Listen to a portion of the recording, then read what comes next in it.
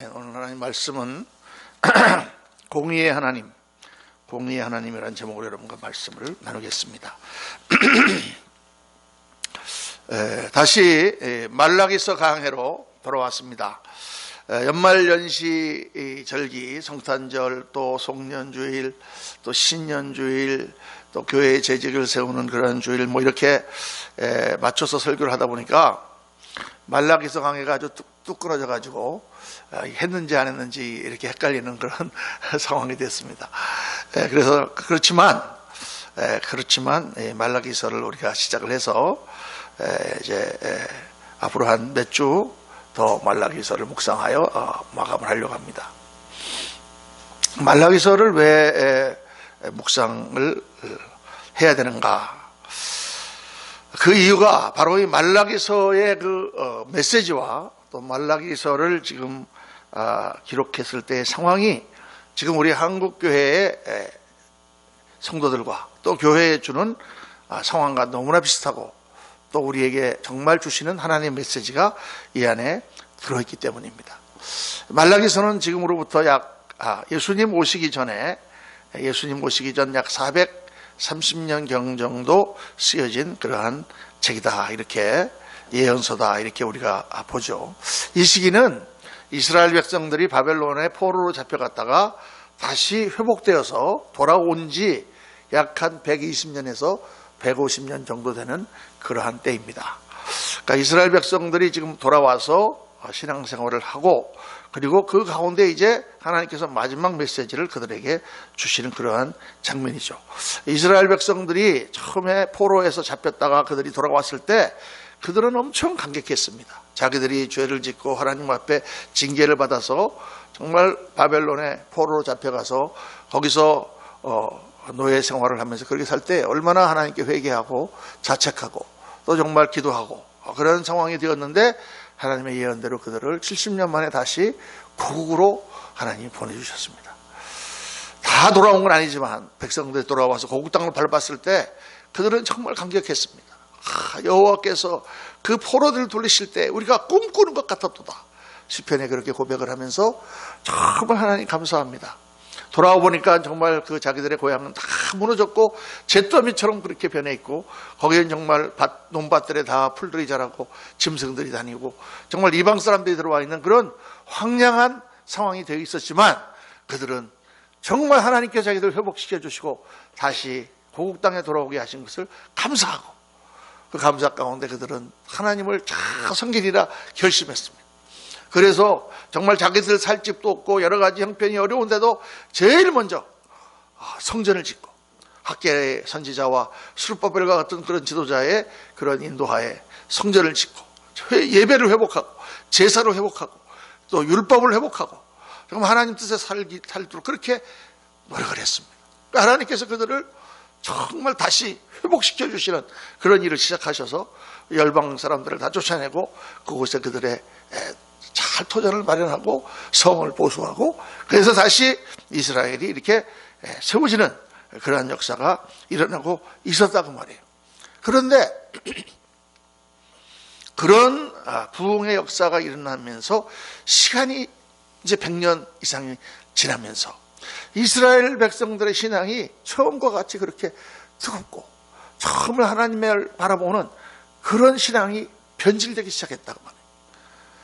예배가 점점 형식화되고 제사를 지내는 것이 그냥 제사를 전심을 다해 하나님께 드리는 게 아니라 대충 그냥 번패스러운 거 다 빼고 그런 식으로 예배를 드리고 형식주의적인 그런 신앙이 되어가고, 그리고 그들 마음속에는 아주 불만이 생기기 시작했습니다.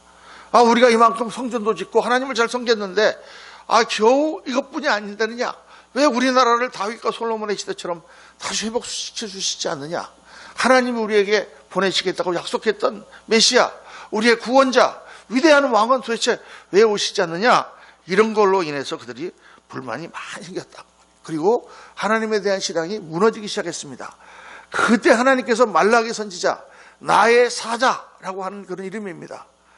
나의 사자, 그 하나님의 사자를 통하여 하나님께서 이스라엘 백성들에게 마지막으로 주신 메시지가 바로 이 말라기서입니다. 그래서 저는 이 말라기서가 오늘 우리 한국교회의 상황과 너무 그 당시 사람들의 심령 상태가 비슷하고, 그리고 오늘 우리에게 정말 주시는 중요한 메시지다, 이렇게 생각을 하기 때문에 이 말씀을 이 말라기서의 말씀 가운데는 정말 우리 신앙의 근본을 다시 한번 하나님께서 상기시켜 주시는 그런 말씀들이 있습니다. 제일 처음에 하나님께서 하신 말씀이 뭡니까? 내가 야곱을 사랑하고 에서를 미워하였다. 하나님의 절대 주권에 대한 믿음, 그걸 하나님께서 회복시키시길 원하셨고, 그 다음에 하나님께서 하신 말씀은 예배에 대한 말씀이었습니다. 제사에 대한 말씀이었습니다. 너희가 정말 이런 식으로 제사를 드린다면 차라리 성전문을 닫을 자가 있으면 좋겠도다. 아주 강력한 말씀으로 예배를 회복할 것을 하나님께서 말씀하시죠. 그리고 오늘 이제 이 2장 마지막 절과 3장에 들어서면서 하나님께서 주시는 메시지는 하나님을 믿는 신앙의 본질, 정말 우리가 어떻게 하나님을 믿는 거냐, 그거를 깨우쳐 주시길 원하시는 거예요. 하나님 우리가 그냥 좋을 때만 믿는 거냐, 하나님을 어떤 하나님으로 생각하고 너희가 믿는 거냐, 그 문제를 하나님께서는 우리에게 다시 한번 확인해 보라고 말씀하는 것이죠. 그래서 오늘 말씀이 공의의 하나님입니다. 이 공의의 하나님이라고 하는 개념은 우리가 하나님을 믿는 그런 믿음 가운데서 사실 가장 중요하고 가장 높은 수준의 믿음이다라고 볼 수 있어요.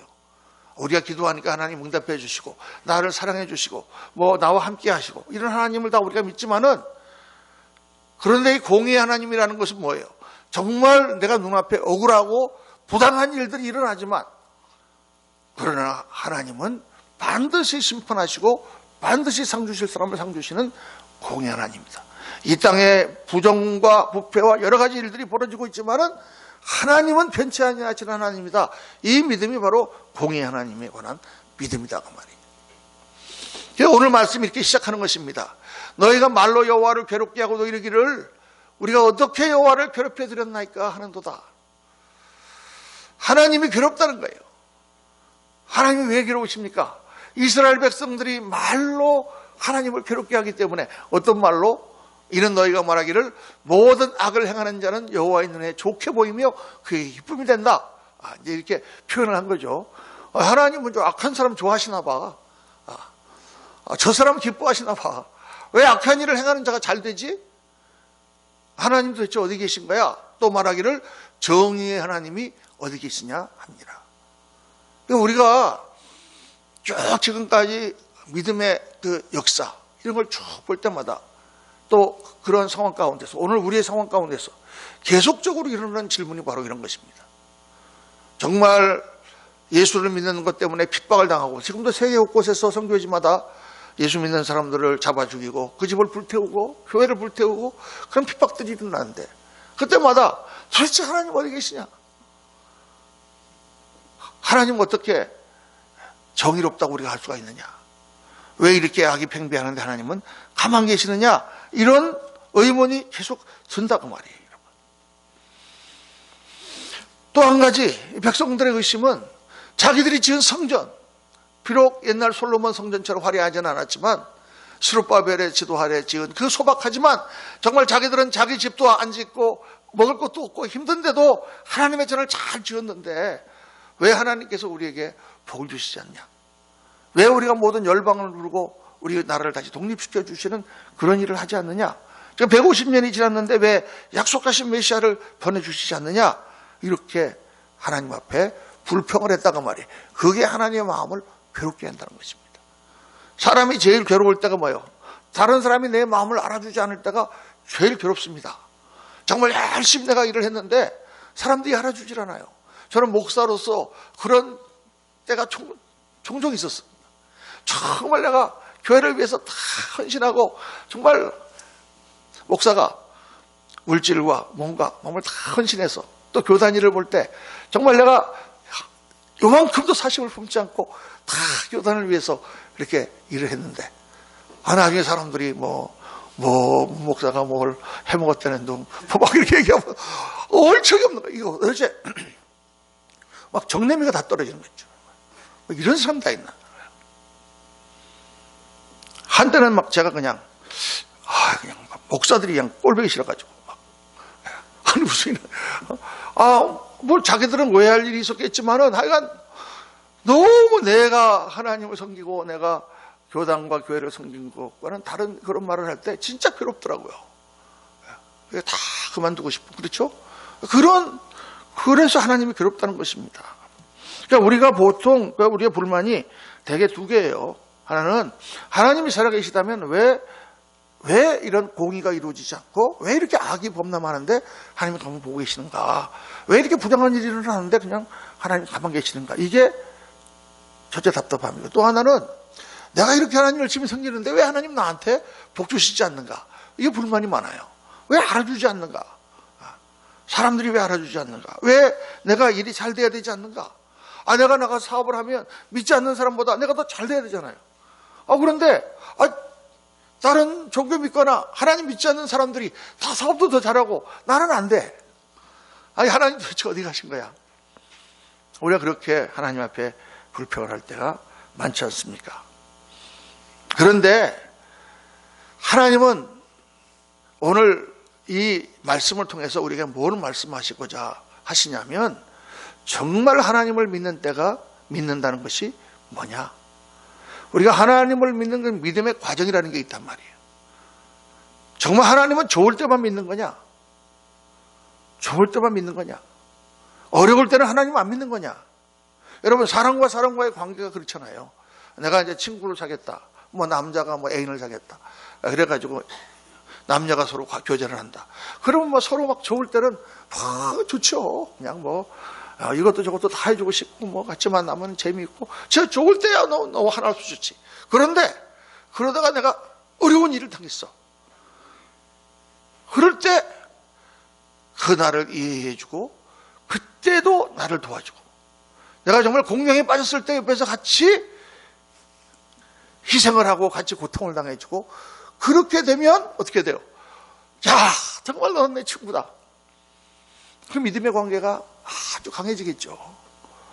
그러니까 그 믿음의 관계가 강해지려면 반드시 어떤 과정을 거쳐야 되느냐? 어려운 때를 거쳐야 된다고 말이에요. 어려운 때를. 그런데 평상시에 그렇게 나한테 잘해주고 그러더니 내가 어려운 일을 딱 당해갖고 사회 막 하니까 뒤도 안 돌아보고 가버렸어. 그럼 그 사람 다시 보겠습니까? 너가 그런 사이였구나? 그렇죠. 관계라는 거 하는 것은요, 어려움과 연단을 통해서 강해지고 변화가 되는 거예요. 그러니까 우리가 정말 그 사람이 내 친구인 것을 언제 아느냐? 내가 망했을 때, 어려울 때 보면 딱 아는 것입니다. 내 부인이 나를 사랑할 때가 언젠가를 내가 언제 아느냐?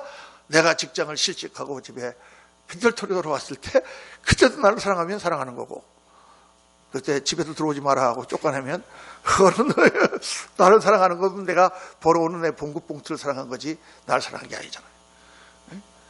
남편이 아내를 사랑하는 걸 언제 합니까? 그 이쁘고 건강하던 아내가 평상에 들어누웠을 때 그때 가서 옆에서 돌봐가지고 끝까지 그렇게 같이 고생을 나누면 사랑이 있는 거고 마누라가 아빠 들어놓으니까 돌아보지도 않으면 그다음부터 그 남편이 아니다. 이게 우리의 모든 신앙과 믿음의 관계 같은 것은 항상 시험과 연단을 통하여 그 진가가 발휘되고 그리고 발전하는 것입니다.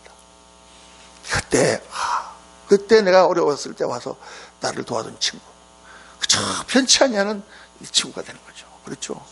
그러니까 이 하나님의 공의에 대한 이 믿음이 없으면 우리 신앙은 아주 얕은 얄팍한 믿음에 머물러 있고 마는 것입니다.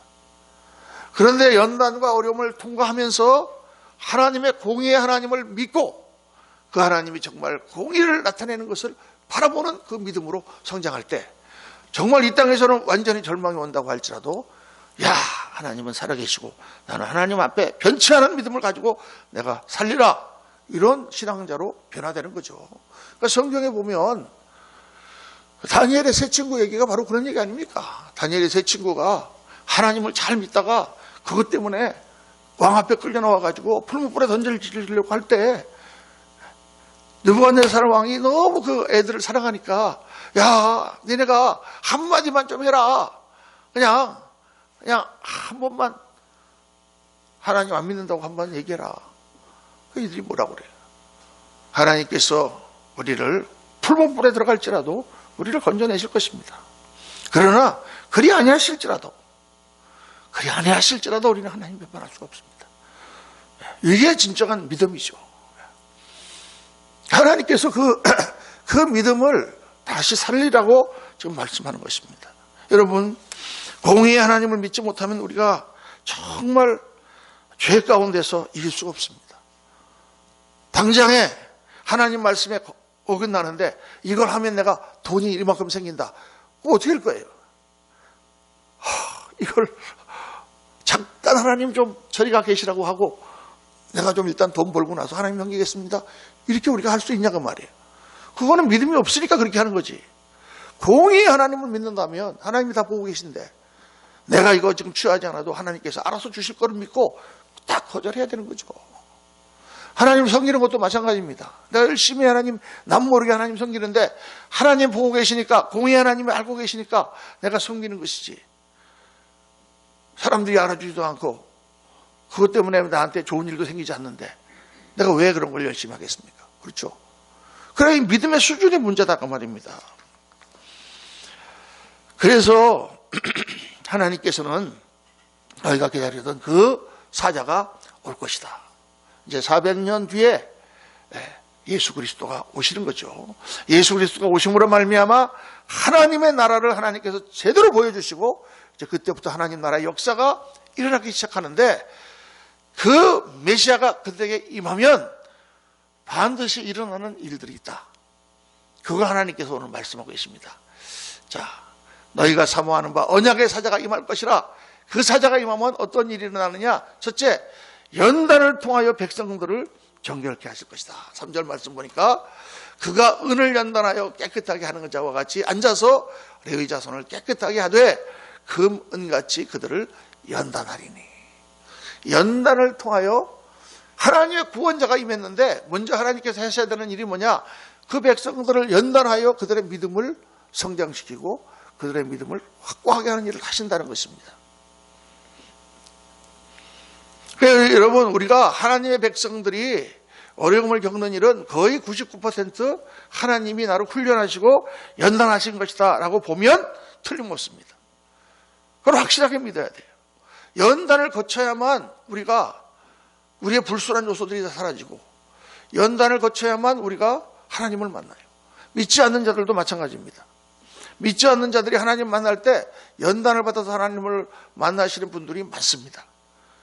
저희 그 고등학교 선배님 29회니까 저희 한 18년 정도 선배님이신 최덕환 목사님이라고 계셨어요. 그래서 제가 처음 30여 년 전 제가 이제 교회를 개척할 때 그때 그분을 알게 돼갖고 저희 교회에서 부흥회를 2번이나 하시고 은혜를 많이 끼치셨습니다. 이 최덕환 목사님은 원래 와세다 대학교를 졸업하시고 일본에서 오래 사신 분이에요. 그리고 경영학을 공부하고 아주 머리가 좋으신 분입니다. 그런데 이분이 코오롱 회사의 회장에게 발탁이 돼서 경영사장으로 한국에 나와서 일을 한 거예요. 코오롱 회장이 원래 제일교포입니다. 그래서 워낙 뛰어난 분이니까 너무 사업을 잘하고 세계로 돌아다니면서 정말 우리나라가 그때 산업이 거의 없을 때 그게 전부 나일론 회사잖아요. 그런 걸로 시작해가지고 계속 이제 섬유 산업이 한참 발달할 때 아주 잘 나가던 분이었는데 근데 어느 날 갑자기 검은 옷 입은 사람들이 둘이 덮쳐가지고 자기를 그냥 끌고 가서는 저기 어디 지하실에 가서 그냥 두들겨 패는 겁니다. 그 당시에 그런 일들이 종종 있었잖아요.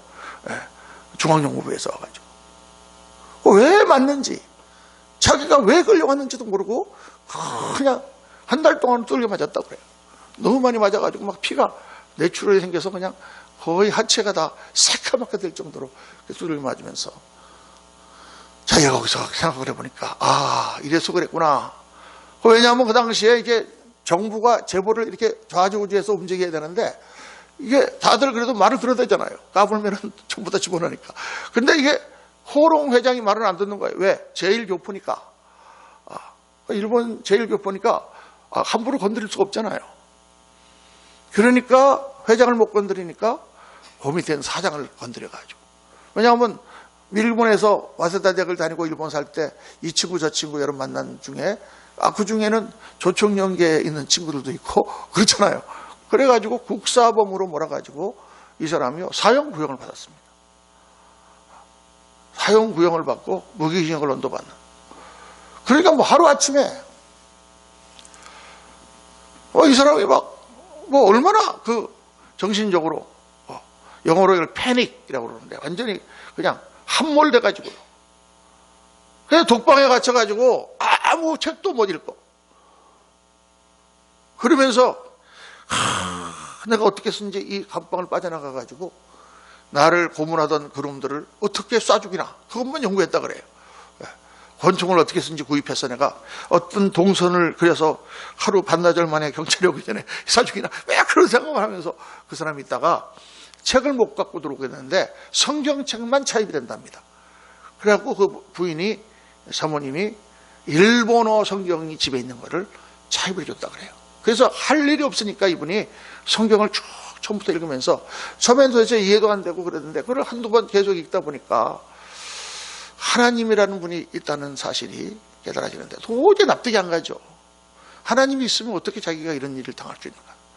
그러다가 예수 그리스도께서 십자가에 달리시는 모습을 보면서 그런 생각이 들더라는 것입니다. 나는 나 같은 사람은 뭐 세상에 살면서 이리저리 때도 많이 묻고 죄를 지었으니까 이런 일을 당하고 있을 수 있지만은 왜 이 예수라고 하는 분은 하나님의 아들로서 십자가에 달려서 죽어야만 되는가. 그래서 그걸 이분이 놓고 생각하다가 하나님을 믿고 예수님을 영접하기로 그렇게 결심한 것입니다. 감옥에서. 그래서 이분이 혼자 성경을 읽고 감옥에서 예수님을 영접했어요. 예수님을 영접하고 나서 그 다음에 말씀을 보니까 이 말씀이 너무나 이해가 잘 되는 거예요. 그리고 놀라운 사실을 발견했는데 자기를 이 구렁텅이로 몰아넣은 것은 그 정부가 한 게 아니라 바로 하나님께서 하셨다는 사실을 이분이 깨달은 거예요. 자기가 얼마나 잘 나갔는지 프랑스에 가가지고 그 사람들하고 그거 할 때는 베르사유 궁전에서 파티를 했대요. 진짜 베르사유 궁전. 거기를 빌려가지고 그 안에서 칵테일을 다 마시면서 파티를 했다는 거야. 그렇게 잘 나가면서 자기가 온갖 악을 행하던 그 모든 것을 하나님께서 자기를 고치시려고 하나님께서 이렇게 감옥으로 보내셨구나. 그리고 깨닫게 보니까 자기를 두들겨 팼던 그 사람들이 자기를 팬 게 아니라 그게 바로 하나님의 몽둥이였구나. 그래서 그분이 그때 다 깨닫고 자기가 탄원서를 썼어요. 대법원에 올라가갖고 대법원에서 마지막 판결이 냈을 때 그 판결 변호문을 변호사도 없고 자기가 썼습니다. 써서 그거를 제출했는데 1년 만에 대법원에서 무죄로 판결받아서 풀려났어요. 할렐루야. 여기 이미 나오자마자 바로 직장을 다 그만두고 신학교에 들어갔습니다. 그래서 목사님이 돼가지고 복음 사역을 너무 열심히 하시고 정말 훌륭한 목사님으로 그렇게 우리 교회도 2번씩이나 오셔서 부흥회를 하시고 그렇게 하셨습니다. 여러분 참 억울하고 이 땅만 바라본다면 그런 일이 있을 수가 있나 하는데 영적으로 우리가 바라본다면 얼마나 그게 축복입니까? 그걸 축복이라고 말할 수 있나요? 그러나 축복이죠. 그분이 그렇지 않았으면 자기 죄 가운데 그냥 지옥으로 들어갔을 텐데 그분이 그 연단을 통해서 그러면 저한테 그러시는 거예요. 왜 하나님이 나한테 그렇게 엄청난 연단을 줬는지 아냐? 그런 정도 연단이 아니면 내가 변화되지 않을 거기 때문에 나는 아주 세게 하나님께서 그렇게 하신 것이다. 그렇습니다, 여러분. 때로는 하나님께서 우리를 만나시기 위해서 우리를 구렁텅이로 집어넣고 때로는 우리를 겸손하시게 하시기 위하여 하나님께서 연단을 주시고 때로는 우리를 성숙하게 만들기 위하여 때로는 우리를 변화시키기 위하여 불같은 하나님께서 어려움을 주십니다. 저는 저 자신이 너무 그걸 많이 겪었어요. 저는 1984년도에 그 전에 교회를 다녔지만 그냥 엉터리로 다니다가 1984년 4월 10일 날 예수 그리스도를 영접하고 제가 그때 하나님의 자녀가 되었습니다. 하나님 앞에 예수님을 나의 주님으로 영접하기로 결심했어요. 그런데 그때부터 내가 살아갔던 한 15년 기간의 삶은 정말 말로 다 할 수 없는 고생스러운 기간이었어요. 신학교 들어가기까지 얼마나 고생을 많이 했는지. 그 다음에 신학교 들어가서 또 3년 동안 신학교 다니면서 얼마나 고생. 그 다음에 나도 개척하면서 또 개척한 한 10년 동안 얼마나 고생을 많이 했는지. 말도 못하게 고생을 많이 했어요. 연단을 많이 받았어요. 하여간. 그런데 그렇게 하지 않으면 제가 변화되지 않는단 말이에요. 그런데 놀라운 것은 그런 연단을 하나씩 겪을 때마다 제가 조금씩 변화되는 거예요. 그런 과정을 겪지 않으면 제가 목사가 어떻게 되겠습니까? 제가 처음에 은혜를 받고 하나님께서 나를 부르셨다라고 하는 그런 생각이 들어서 우리 집사람한테 얘기했더니 우리 집사람은 말도 안 되는 소리 하지 마라. 당신이 왜 목사가 되냐? 그래서 우리 목사님 찾아갔어요. 우리 담임 목사님 찾아갔더니 담임 목사님이 저를 보더니 목사님 제가 신학교를 가고 싶은 마음이 드는데 어떻게 생각하십니까? 그랬더니 목사님이 문 집사님 좋은 생각인데 뭐 하나님이 다 목사로 부르신 건 아니에요. 그래서 문 집사님은 뭐 그냥 엔지니어로 잘 하셔도 될 것 같은데 꼭 신학교 가야 되는 거 아니니까 담임 목사님이 그렇게 말씀하실 때는 얼마나 제가 목사 같지 않으면 그렇게 말씀하시겠습니까? 얼마나 이 사람이 목사될 가능성이 안 보이면. 근데 하나님이 그래도 이렇게 비슷하게 만드셨다. 할렐루야. 이게 어떻게 됐느냐? 연단을 통해서 됐다. 연단을 통해서. 그러니까 어려움과 고난과 그냥 집사람하고도 그냥 싸우고 맨날 그러면서 그때마다 회개하고 금식하고 그냥 하나님 앞에 그러면서 조금씩 변화돼 가면서 하나님께서 목사 비슷하게 교회 목회할 때도 엄청난 고난과 어려움과 상처와 정말 스트레스와 그런 걸 받으면서 근데 그걸 한번 겪을 때마다 목사의 그릇이 조금씩 커지는 거예요. 그러니까 지금 돌이켜보면 지금은요 교회에 웬만한 일이 일어나도 눈 하나 깜짝하지 않습니다. 산전수전 공전 다 겪고 나니까 그런 일이라는 게 어떻게 일어나는지 어떻게 길 다 알아. 제가 49살에 교당 감독이 됐거든요. 교회 목회하고 49살짜리가 교당 감독이 돼서 그 250명 그 말 안 듣는 목사님들 참 목사들 말 안 듣습니다. 정말 고집 많습니다. 그래도 그게 다 교단이 2배로 성장하고 정말 하나님 옆에 쓰임 많이 받았잖아요. 또 내가 되니까 하나님께서 또 다 낮추셔서 가서 또 목회하라고 하시고 또 한국에 오셔가지고 또 교회하라고 하시고 어디 가도 저는 아무 상관이 없습니다. 하나님께서 나를 쓰시고 또 필요하면 연단을 주시고 연단 가운데 나를 변화시키시고 더 큰 것으로 만들어 주시니까 여러분 우리가 연단을 받지 않으면 성경에 사생자라 그랬습니다. 진짜 하나님 자식이 아니기 때문에 너는 연단이 없다. 훈련을 받아야 우리가 변화되고 그 분리시험 가운데서 우리가 극복하면 더 하나님이 기뻐하시고 쓰시는 만한 그릇으로 변화되는 줄로 믿습니다. 우리 안에는 자기의 의의가 얼마나 많은지 몰라요.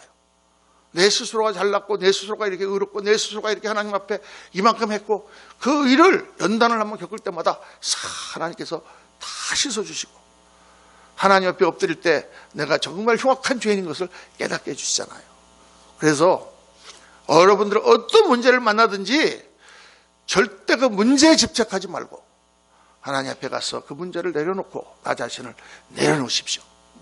그렇게 하나님과 독대할 때 하나님께서는 그 문제를 해결해 주시는 건 나중이고 먼저 나를 변화시키시고 나를 하나님 품에 안으신 다음 그 다음에 문제는 자동적으로 해결됩니다.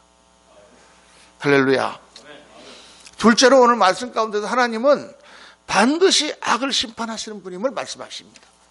내가 심판하러 너에게 임할 것이라. 여러분 하나님은 구원해 주일 뿐만 아니라 심판해 주세요. 하나님은 공의로 모든 것을 판단하십니다. 그러니까 하나님이 절대적으로 옳고 그른 것을 판단하시는 것을 굳게 믿는 사람은 어떻게 하느냐? 내가 판단하지 않습니다. 내가 옳고 그러니까 이건 나빠 이렇게 하잖아요. 하나님이 판단하실 것이니까. 원한을 품지 않습니다. 왜?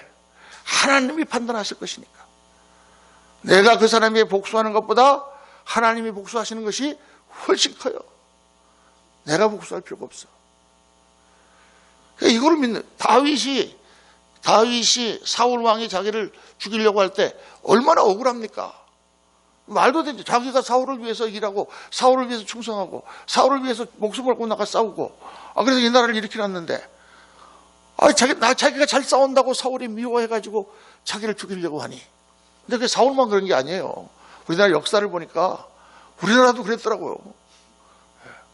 임진왜란 때 그렇게 훌륭했던 홍위 대장 곽재우를 선조가 그냥 역적으로 몰아서 죽였어요. 이게 너무 인기가 있으니까. 이게 너무 이 2인자가 인기가 있으면 1인자가 굉장히 불안한가 봐요. 너무 부목사님들이 설교를 잘하면 빨리 교회를 그만둬야. 너무 담임 목사도 더 잘하면 목사님이요 시기가 불편해. 사람들이 와서 어제 우리 그 부목사님 하는데 설교 은혜 많이 받았어요. 막 그러면 허허허 그러면서 속으로는 저 빨리 그만둬야 되겠는데. 그 역사에 일어나니. 그런데 하나님이 판단하신다고 말이에요. 하나님이. 그러니까 다윗이 사울을 죽일 필요가 있었는데 자기 손으로 피를 묻히지 않습니다. 하나님 판단하시니까. 이거는 우리 개인적인 삶에만 그런 게 아니라 기독교 역사를 통해서. 여러분 초대교회 때 보세요. 예수 믿는다는 이유 하나 때문에 로마 사람들에게 핍박을 받아서 가족이 다 노예가 되고 재산은 몰수당하고 화형장에 가서 불에 태워서 죽이고 사자밥이 돼서 죽이고 그 극심한 핍박을 거의 250년을 했는데 그렇죠. 그거 어떻게 아니 반란군을 일으켜가지고 스파르타쿠스처럼 싸우다가 죽든지 해야 될 거 아닙니까? 다 죽었어요. 그게 하루 이틀도 아니고 거의 300년 가까운 250년이라고 하는 긴 기간을 여러분 동굴 속에 묻혀서 예수님을 믿으면서 그들은 뭘 바라봤습니까? 공의의 하나님, 내가 오늘 죽고 내 가족이 죽고 자식이 죽어도 하나님은 우리를 영원한 나라로 인도하시며 하나님은 반드시 여기에 하나님 나라를 세울 것이다. 결국 어떻게 됐습니까? 로마가 결국 무너지고 기독교가 섰어요. 그런 일들이 계속 지금까지 그 공의의 하나님을 믿는 신앙에 도달하지 못하면 우리가 그 자리에 들어갈 수 없는 것입니다. 어떻게 억울해서 2차 대전 때 나치 독일 히틀러는 미친 사람입니다. 마귀가 씌워진 사람입니다. 이 사람이 생각한 게 뭐냐? 자기가 출생한 아리안족 독일 사람과 같은 그런 백인들만 우열한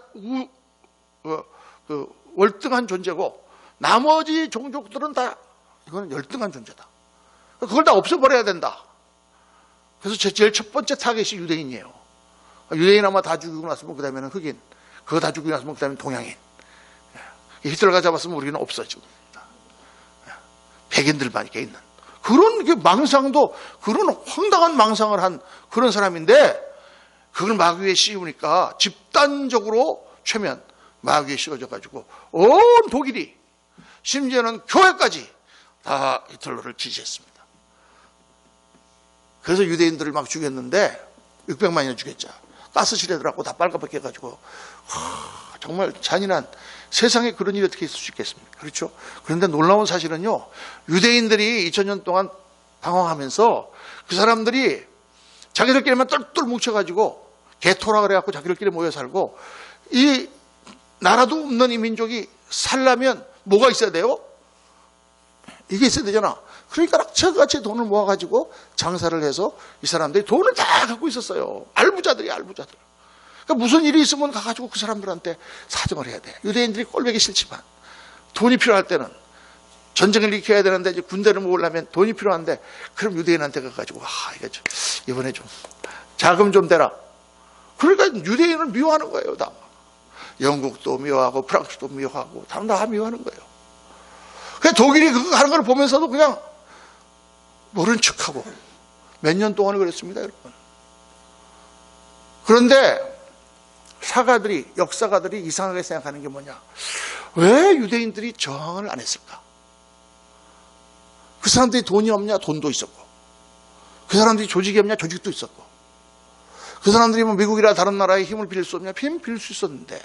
아니, 기관은 쪽 나눠주고 막 해가지고 싸워가지고 같이, 총싸움을 하든지 죽더라도 싸워야 죽지. 왜 저항을 안 했을까? 거의 없었어요. 물론 몇 명이 있었지만은 거의 적이 없었어요. 왜 그들은 도살장에 끌려가는 소처럼 그렇게 다 끌려가서 죽었는가? 여러분, 그 가장 중요한 이유가 그들의 밑바닥에 깔려있는 공의의 하나님을 믿는 신앙이에요. 공의의 하나님을 믿는 신앙.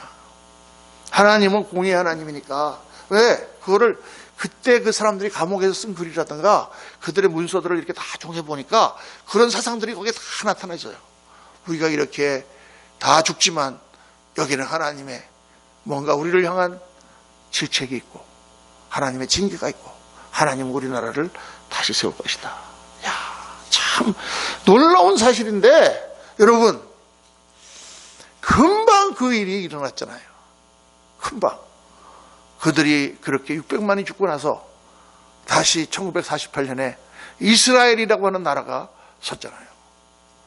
여러분, 아니 2500년 동안 지금 나라를 잃고 패거리로 돌아다니면서 집시처럼 생활하던 사람들이 자기의 옛 땅을 찾아가 가지고 거기다가 나라를 세운다는 일이 도대체 있을 수가 있냐 그 말이에요. 그것도 뭐 숫자가 많습니까? 기껏 해봐야 뭐 1000만, 1500만 밖에 안 되는 사람들이요. 이스라엘이라는 나라를 그 아랍 사람들을 다 밀어내고 거기다가 지금 딱 세웠잖아요. 지금도 전쟁을 하고 있잖아요. 어마무시한 일이 일어난 것입니다. 저기 지금 그 동남아에 가면 그 태국 북부와 라오스 북부에 몽족이라고 하는 사람들이 살아요. 몽족의 이름이 몽족인데 이 몽족들이 거기다 왕국을 옛날에 세웠다 그래요. 근데 지금 다 망해가지고 그냥 다른 나라에 섞여 사는 민족이에요. 근데 그 사람들이 원래는 북방 민족이었답니다. 저 몽고 밑에 있는 나라에 그쪽에서 온 민족이에요. 그 사람들이 지금 와갖고 다 떼거지로 모여가지고 몇백 명이 딱 중국 가서 야 여기 옛날에 2500년 전에 여기 우리 땅인데 여기 땅 내놔. 여기다 우리가 나라를 세울래. 말 됩니까? 그런 일이 지금 1948년도에 일어난 거예요.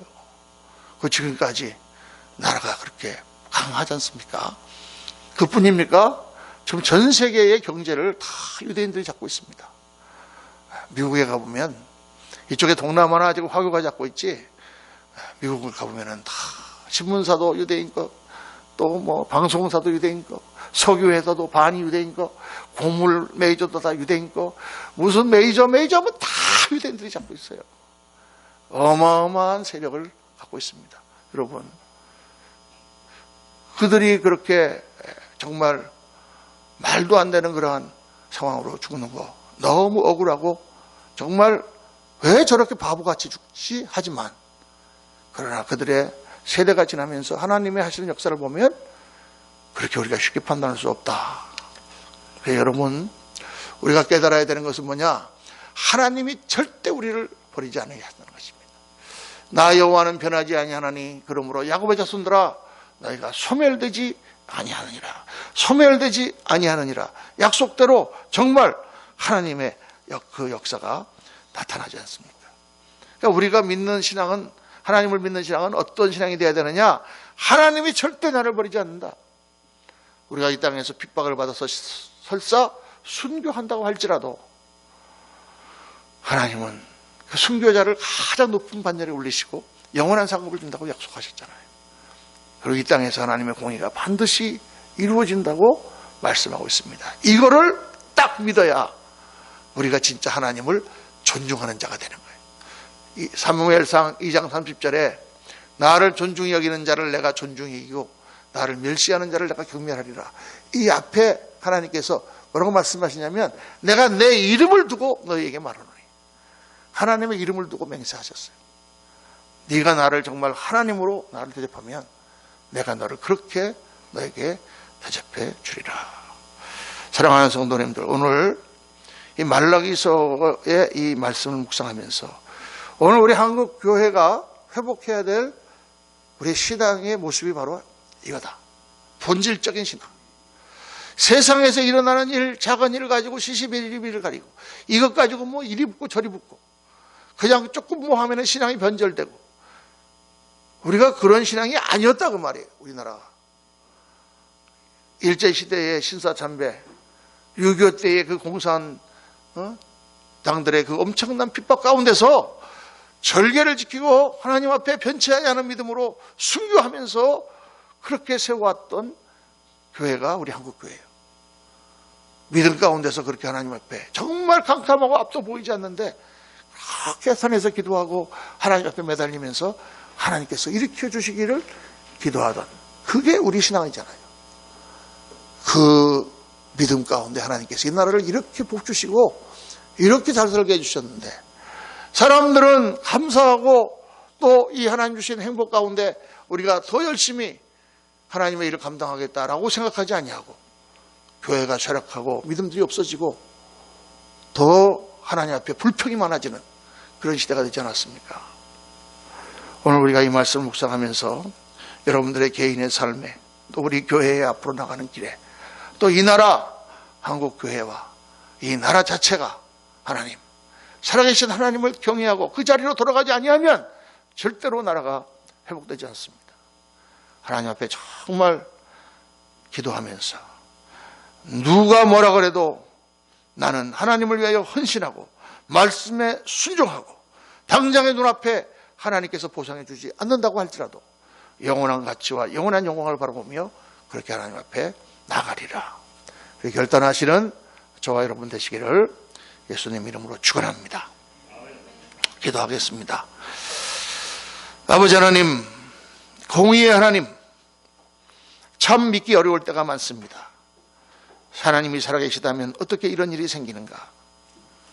이렇게 하나님 앞에 헌신을 했는데도 왜 하나님은 나의 기도를 응답해 주시지 않는가?